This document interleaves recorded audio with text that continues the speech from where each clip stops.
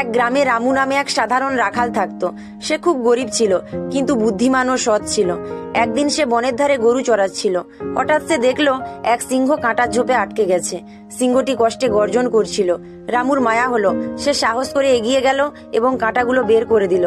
সিংহ বলল, তুমি আমার জীবন বাঁচালে, আমি তোমার উপকার করতে চাই। রামু হেসে বলল, তুমি শুধু আর কারো ক্ষতি করো না, সেটাই আমার জন্য পুরস্কার।